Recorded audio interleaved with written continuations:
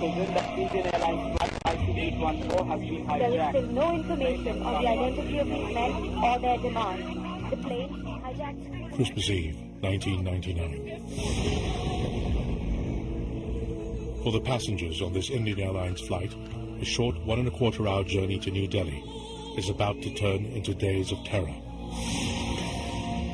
Not all will reach their destination alive, but the events which are about to unfold go beyond these individuals.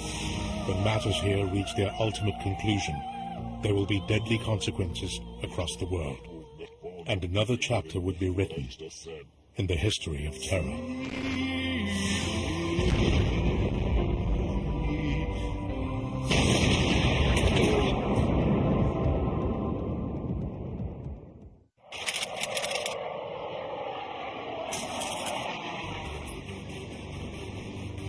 At the Tribhuvan International Airport in Kathmandu, Nepal, Indian Airlines flight IC 814 is being ready for departure. It's a short 1 hour 20-minute flight to New Delhi, India. In the cockpit, Captain Sharan, co-pilot Singh and flight engineer Jagir are carrying out their pre-flight checks. Many of the 178 passengers on board are returning from short holidays in Nepal. The mood is light. It's Christmas Eve, and the new millennium is only a week away.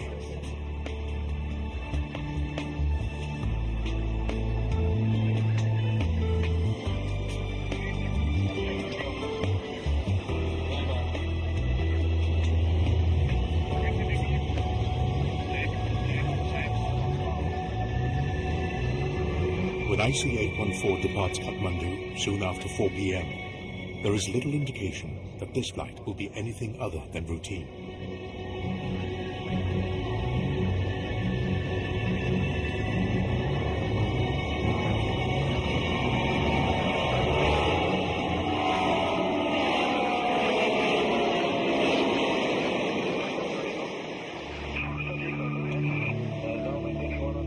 In a short while, it crosses into Indian airspace.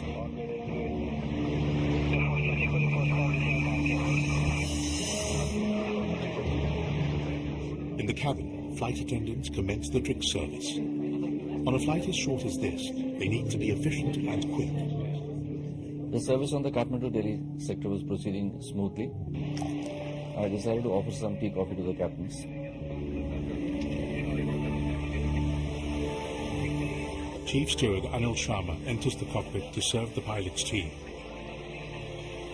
By the time he steps out, the lives of everyone on board IC 814 would have changed forever. The moment I turned my face towards the galley, I saw somebody wearing a mask, a bespectacled, short-statured fellow.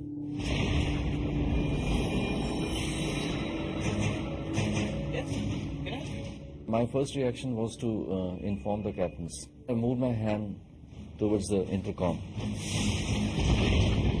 When he was going back, immediately I could see one person entering the cockpit.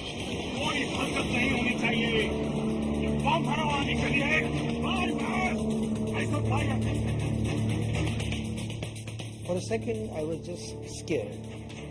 I could understand the situation that we have been hijacked. He said there should not be any movement. Fly the plane towards west only. But he isn't the only one. In fact, there are 4 other heavily armed hijackers, and they've taken over the aircraft with ruthless efficiency.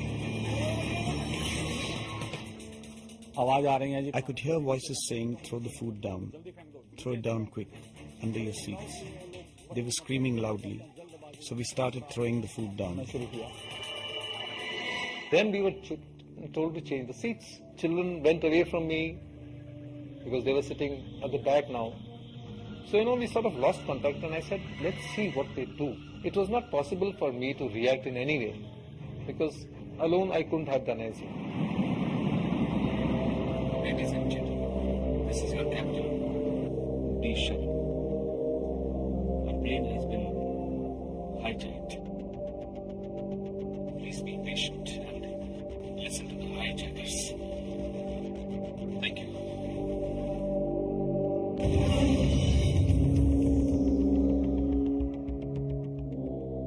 The biggest worry was my daughter. What's happening to my daughter? Because she was not sitting with me, she was far away. Then I removed my blindfold and I stood up like this with my hands up. And within 2 seconds, when this guy was on me with his revolver pointing at me, he said, you sit down, otherwise I'll kill you, I'll shoot you. That is the time when he found my voice a little, with anger and, that tenor was there, that worry and everything. And I think he realized this man means business, Then he said, see quickly and sit down. I turned around, looked at them, they were both there, sitting. I saw them and I sat down.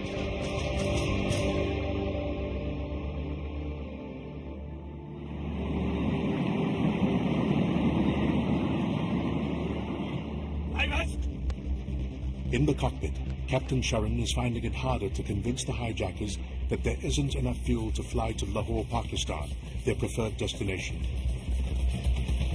He asked about the fuel. How much fuel you have? I said, we have fuel up to Delhi. If you cannot land in Delhi, where will you go? What is your alternate? So he knew that our alternate is Bombay or Ahmedabad. So I said, Ahmedabad. Then he said, if you can go to Ahmedabad or Bombay, why can't you go to Lahore? Lahore is nearer than Bombay from Delhi. As night falls across the Indian subcontinent, IC 814 is still flying west, its destination unknown. On board are 189 passengers and crew, held hostage by a group of dangerous armed men. In the cockpit, Captain Sharan is playing a dangerous game of his own. Unseen by the hijackers, he's triggered an emergency transponder, letting Indian air traffic controllers know that IC 814 has been hijacked.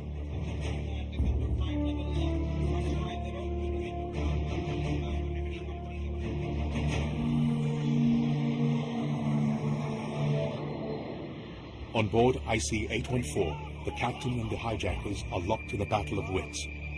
The hijackers want the plane to be flown to Lahore, Pakistan. The captain, though, wants to avoid going to Pakistan at any cost. It's been just 6 months since India and Pakistan fought a bloody war in Kargil, Kashmir, leaving hundreds dead on both sides. The scars haven't as yet healed. I never wanted to go to Lahore because I never wanted to cross my territory. I wanted to land wherever I can land in India only, so that security people can do something. Making his case stronger is the Lahore ATC, which refuses to accept the plane. In fact, Lahore shuts down its airspace completely, even to its own planes. Meanwhile, in the passenger cabin, a sinister exercise is underway. Get up, I said. 8 male passengers are separated from the others and moved to the executive cabin. Amongst them is 27-year-old Ripon Katiyar, who is returning from his honeymoon with his bride Rachna.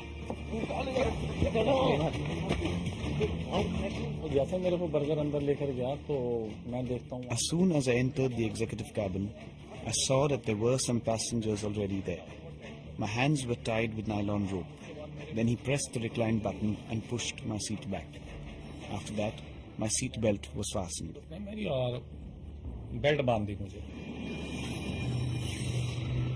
Oblivious to what's going on in the passenger cabin, the captain decides to play for time. I reduced my speed by about 40% because my point was to give maximum time wherever we land, either in Delhi or Amritsar, so that the preparation can be done. But IC-814 is rapidly running out of fuel, and the captain out of options. The hijackers, though, are unrelenting. They will not allow the plane to land on Indian soil. What will it take to break this deadlock? Who will give way?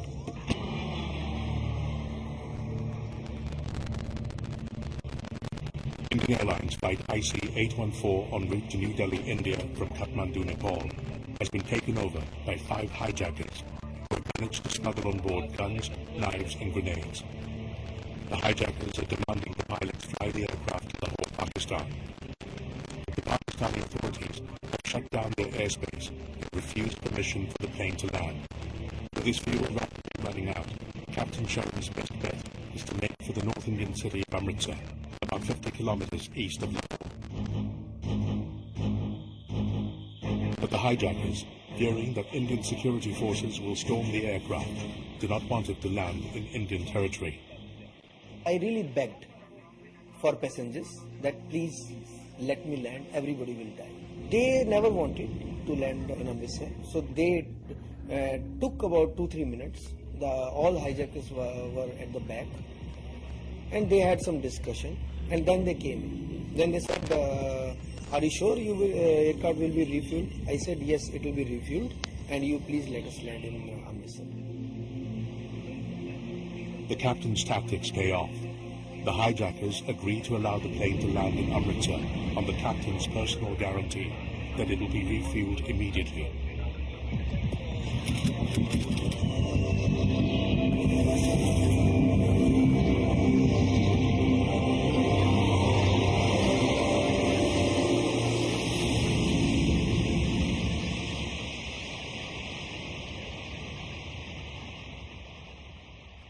I felt that now we will not take off.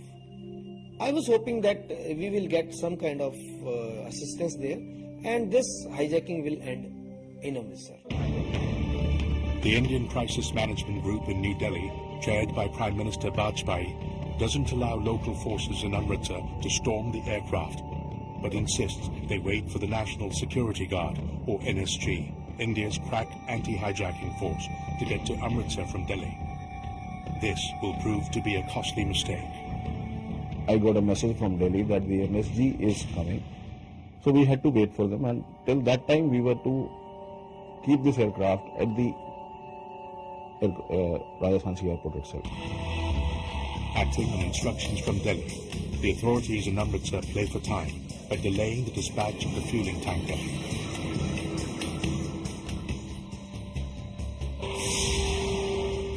But the delay is making the hijackers increasingly frantic and belligerent.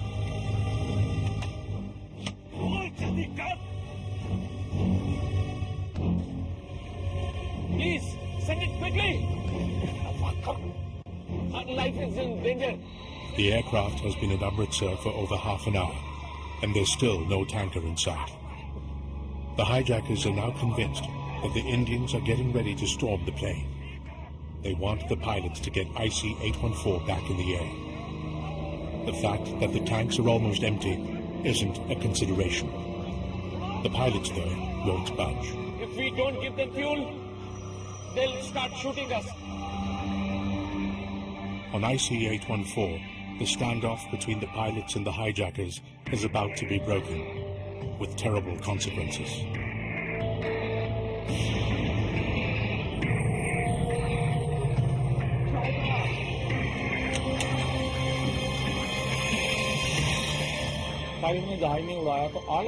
When the pilot didn't take off, all of a sudden, one of the terrorists called Doctor came in, and he stabbed Rupin Katyal in the chest a number of times.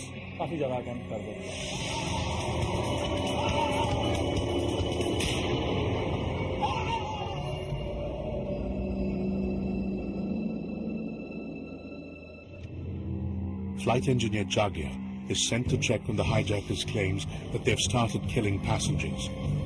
He's stunned by what he sees. He came inside, he was shivering. He said, they have killed people. They said, if you will not take off, we will kill everybody now. Enough is enough. You are not taking off. I said, I don't have any fuel.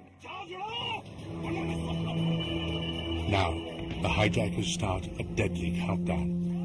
If the aircraft isn't back in the air by the time they count from 30 to 0, they will first shoot the pilots and then kill each of the passengers.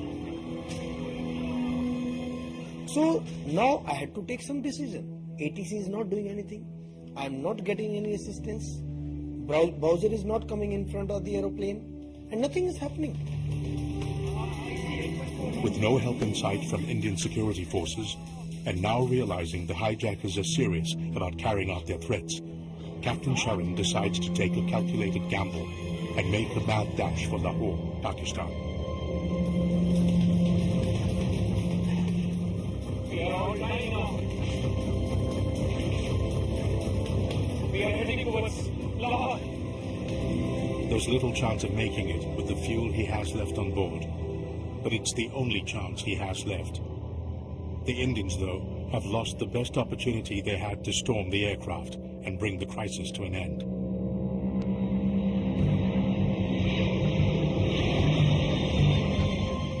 All the time pilots were saying that they don't have any fuel left.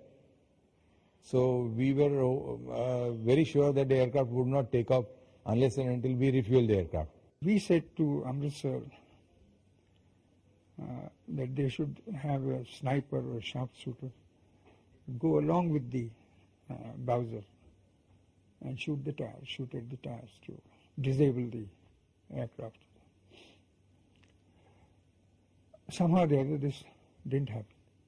There could be many reasons for it, but none that was communicated to us in the crisis management group. I think the reaction was quite, I would put it, amateur in Delhi. When the first news was heard, surely the NSG should have been put on notice to take off very quickly. Surely there should have been a strategy to end the hijacking. IC-814 is now headed across the border to Lahore, Pakistan, about 50 kilometers from Amritsar. But the Pakistan government does not want the aircraft on its soil. When its threats to shoot down the plane go unheeded, the Pakistan airport authorities switch off all navigation aids and turn off the lights at Lahore airport. They said, we cannot let you land here, you go anywhere else. They switched off all runway lights, they switched off all navigational aids, even they switched off apron lights also. Finally, my both reserve light came on. I hardly had any fuel left to sustain in the air. Now I had to make some decision. That time, I came down. I came down to see some place where I can put this aeroplane.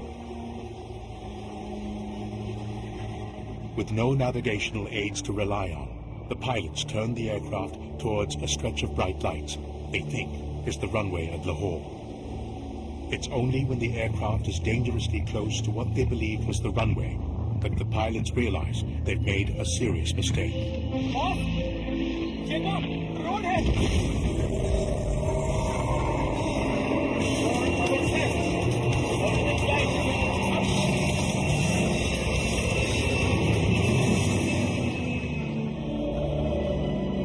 The Pakistan airport authorities now realize that the pilots are desperate, and if they don't allow IC-814 to land, it could crash on their soil. The ATC knew that my height is what? Then they thought he is going to really crash land this aeroplane. Then they said, now the runway is open for you, come on the runway. As I landed after a few seconds, I think, my right engine was flamed out because there was no fuel. The captain's gamble has paid off. IC-814 has made it safely to Lahore, but the relief is only momentary.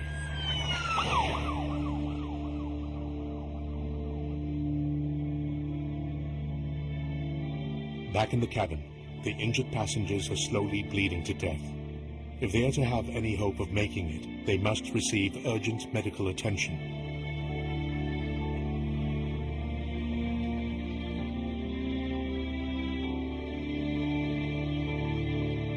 But all the Pakistan authorities want is to get the aircraft out of their territory at the earliest. Please send the ladder. There are injured passengers on board. I asked ATC, I begged for this, please send the ladder. I want my injured passenger and a few senior citizen, ladies, children to be offloaded here. They never agreed to this. They were very, very adamant. They said, you want fuel, we will give you fuel. But we will never let you offload anybody here. The Pakistanis didn't want to be seen as having anything to do with this. And eventually the plane had to go there because it couldn't go anywhere else. They were very keen to get it off their soil. Less than 3 hours after it landed in Lahore, the beleaguered plane is airborne again.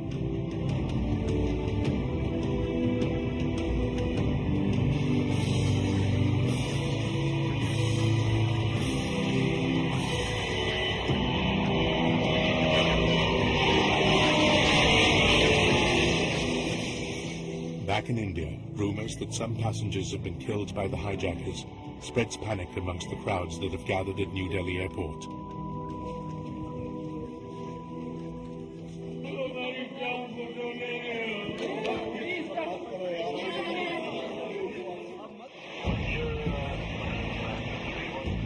The hijackers now want the captain to set course for Kabul, Afghanistan.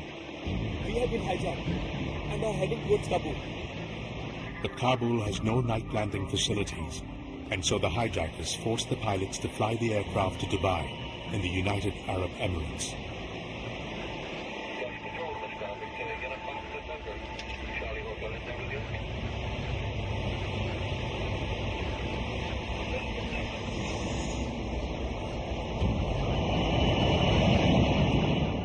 Somewhere in the night, Ripon Katyal, who's been bleeding profusely since he was stabbed by the hijackers, breathes his last.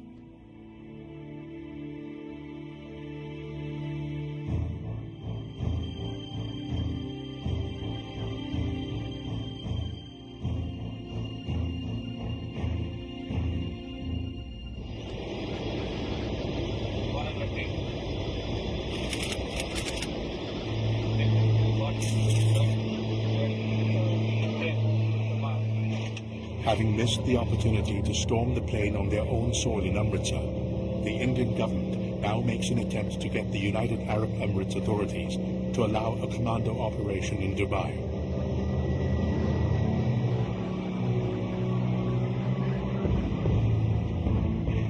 The government of UAE and the local authorities in Dubai were not at all willing to permit any commando action. That is to keep the aircraft there for a period which would allow us to send commandos from India.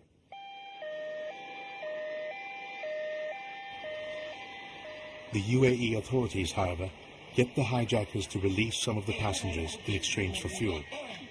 The injured passengers, too, are let off the aircraft.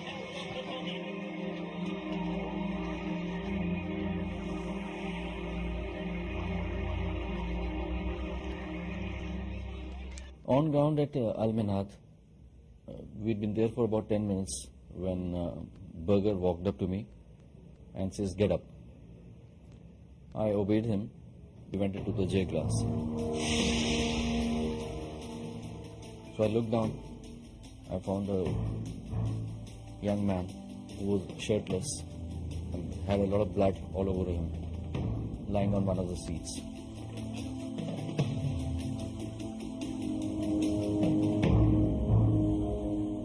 My heart was pounding away furiously, and I actually was frightened for my dear life at that point of time.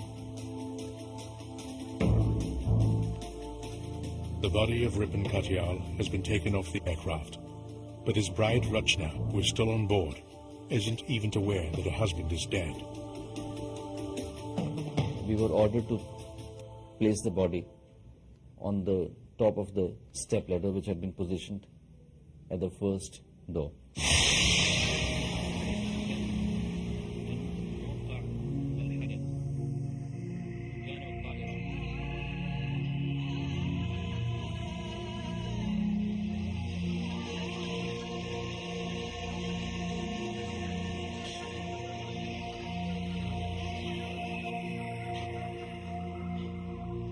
As the released passengers make their way to the arrival terminal, IC-814, which has been refueled, takes off once again. Its destination, unknown.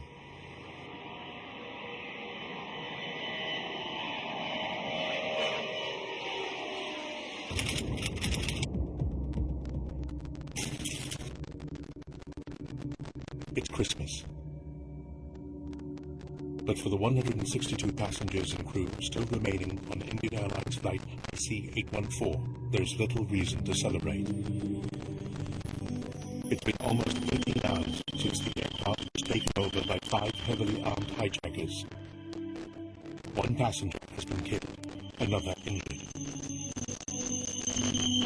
But their nightmare just got a little more complicated. Unknown to any of the passengers, IC-814, which had been flying north through the night, has landed in Kandahar, Afghanistan.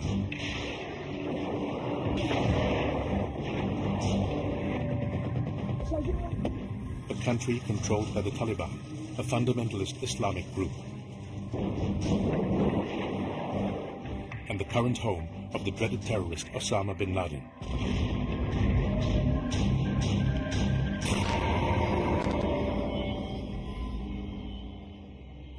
I could see open Pajero was coming towards the aircraft. They just came to near the aircraft. They just waved like this. And chief hijacker was looking at them and he also just waved like this. That time I was totally zapped. I said, now inside also hijackers and outside are terrorists. It's 18 hours since IC-814 was hijacked, yet little is known of the hijackers. Who are they and what do they want?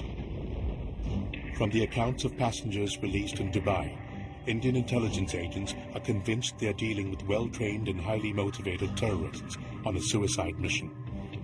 In the back of my mind, I had a lot of suicide missions which had been undertaken by the Islamic fundamentalists and the militants there in Kashmir.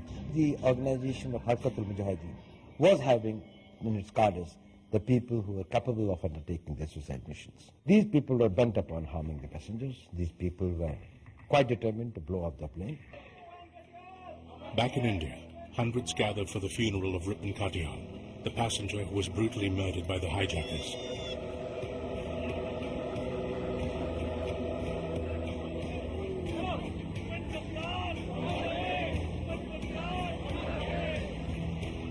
As images from the funeral are broadcast on television screens across the globe, pressure on the Indian government to resolve the crisis begins to mount.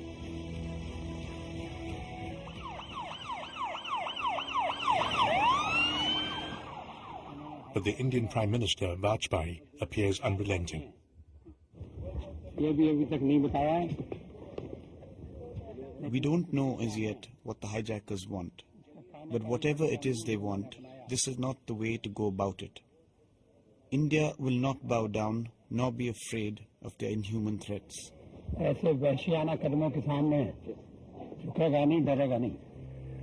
The Indian government does not recognize the Taliban regime in Afghanistan and has been amongst its most vocal critics. But if a solution is to be found to the crisis, they need to start talking to them. We are expecting that the Indians will come soon and take it very serious, but it seems that they are very cool. It's not just the Indian government that's uncomfortable with the fact that IC-814 is in Kandahar, Afghanistan. Inexplicably, the hijackers too want the aircraft refueled at the earliest and for it to be flown out of Kandahar. The pilots, though, refuse to cooperate. They insist that it's unsafe to fly the aircraft again without a thorough engineering inspection. IC-814 isn't going anywhere for now. But the hijackers aren't sitting idle. They've gained access to the cargo hold through a trap door in the cockpit. I could hear noises, something is happening in the cargo hold. I knew that some bag is there and they wanted to remove the bag. The hijackers eventually managed to retrieve a bag from the cargo hold. In the morning, I went to the cockpit. I could see a lot of different kind of weapons, different color of hand grenades. Then the pedestal was full of bullets. It is now clear that the hijacking has been planned with meticulous detail. But how far will the hijackers go, and what do they want? Back in Delhi, the relatives of the passengers get together. Angered by the Indian government's inability to end the crisis, they storm the high-level press conference of Jaswant Singh, the External Affairs Minister, demanding the government secure the release of the passengers. Will you keep us informed in future so that we don't have to grope around in the dark and create pressure such a big body? Television networks around the globe grab the story, further increasing pressure on the Indian government to negotiate with the hijackers. Where is the ego? The Kashmir problem is a political problem. Finally, the Indian government puts together a team of negotiators who land in Kandahar, Afghanistan on the 27th of December, 4 days after IC-814 was first taken over by the hijackers. Unknown to the Taliban, the Indians have a team of crack commandos hidden on board. Clearly, the Indians are keeping open the option of storming IC-814. Immediately when we landed up, we found that we were surrounded by the Taliban irregulars, people very shabbily dressed, carrying various types of weapons, taking positions which are not the conventional tactical positions for protection of an aircraft. It was almost like an offensive positions. With the Taliban militia taking offensive positions around the aircraft the Indian negotiators have arrived in, a lightning strike by the Indian commandos isn't a feasible option. The only way forward for the Indians is to begin negotiating with the hijackers.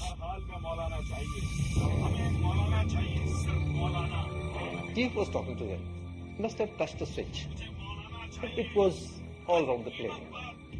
And he said that there can be no compromise in the case of Maulana.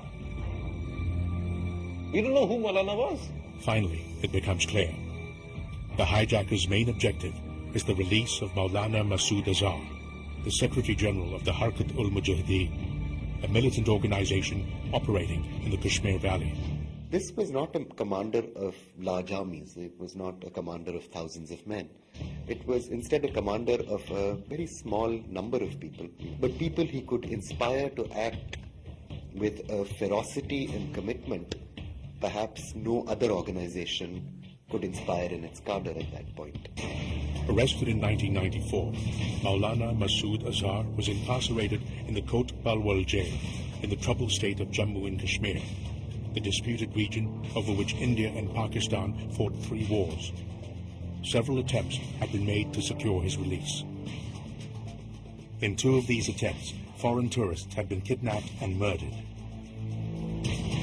An attempted jailbreak had resulted in an accomplice being killed by jail guards and Maulana trapped in a tunnel that proved too small for him. This attempt, however, is on a different scale.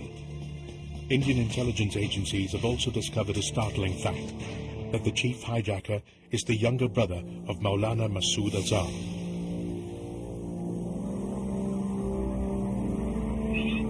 Maulana Masood Azhar was the first demand of the hijackers. But it takes the Indian negotiating team over 30 hours of hard negotiating to get the complete list of demands from the hijackers. In addition to Mohammed Masood Azhar, release of 35 others, return of the coffin of the terrorist Sajjad Afghani, a payment by India of $200 million. We will send our appropriate response to the negotiating team in Kandahar. In the meantime, let the country and the international community too reflect on this. As negotiations continue, surprisingly, the Taliban intervene and convince the hijackers to drop their demand for the money and the body of Sajjad Afghani, saying these are un-Islamic. It is the 5th day of captivity for the passengers and crew of IC 814, and as conditions within the plane worsen, the waiting becomes unbearable.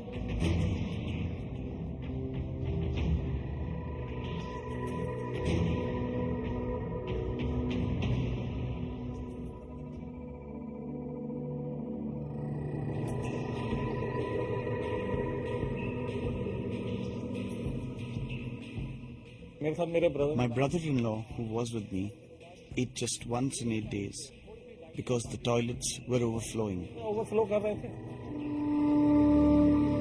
Especially seeing my family captive, especially seeing the discomfort, the physical threat that they were under, that really angered me. People had sort of given up all hopes. I, for one, had reached a point where I said, enough is enough. You want to blow it apart, you want to kill anybody, including me, go right ahead. But let's get over and done with this because patience was nearing its end. As news of the conditions in the plane reached the relatives and media in India, there is increasing pressure on the negotiators to reach a settlement. But with neither side giving way, is this possible? It appears that a breakthrough has been achieved on the 29th, the 6th day of the hijacking drama, when the hijackers agreed to release 35 women and children as a gesture of goodwill. The segregation or the release of women and children would have meant that only men would be left on board. And somewhere it gives you the eerie feeling that if they have to dispense with us, they will without batting an eyelid. At that time, I just turned around and looked at them. I was like, you can't go. It's very easy to die yourself, but it's impossible to see your family or your near or dear ones die. You can't see that. But as the hours pass by, hope of a settlement vanishes again. In fact, the negotiations break down completely.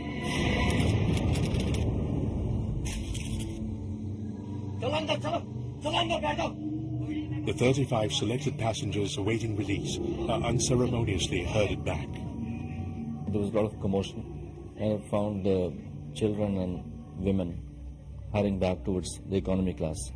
That's when we realized that things had gone wrong again.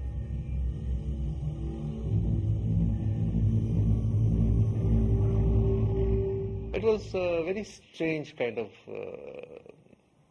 situation which are beyond words. The talks between them and the Indian government had broken down. And now they are going to start killing. Whether they start picking up people individually, shooting them and throwing them out of the aircraft, or taking off with the aircraft and blowing it up in midair.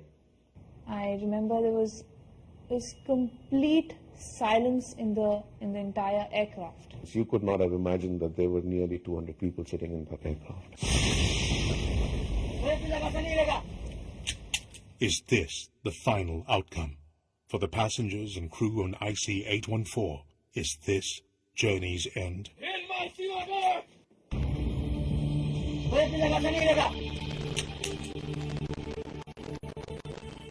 Negotiations between the hijackers and the Indian negotiators have broken down in Kandahar, Afghanistan. The hijackers have told the passengers that they will now start killing them one at a time. Stunned by the sudden turn of events, the passengers await their fate in deathly silence. Time kept on ticking by. There was nothing happening. There was people were sitting, they were anticipating something's going to happen.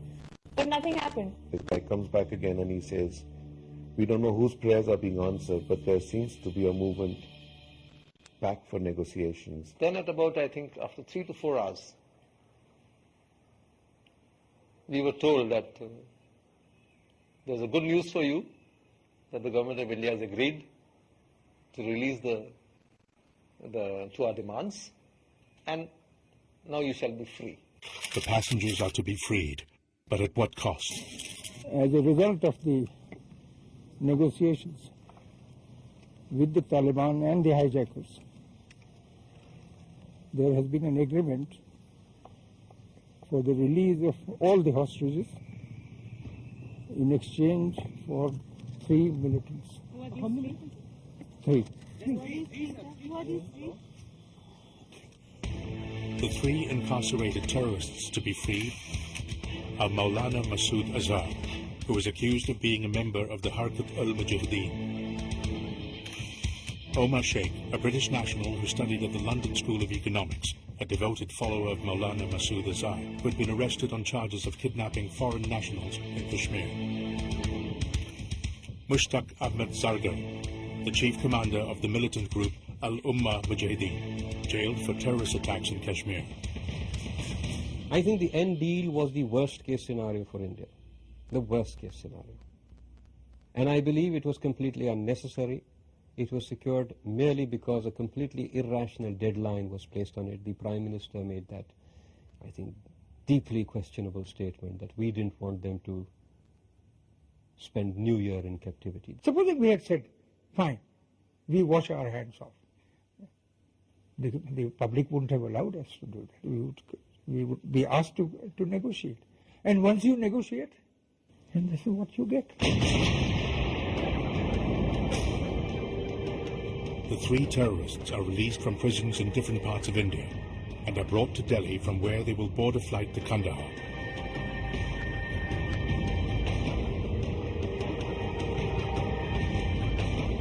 A few hours later, the released terrorist and the hijackers, escorted by Taliban militia, drive away from Kandahar as free men. On board IC-814, the passengers and crew celebrate their freedom.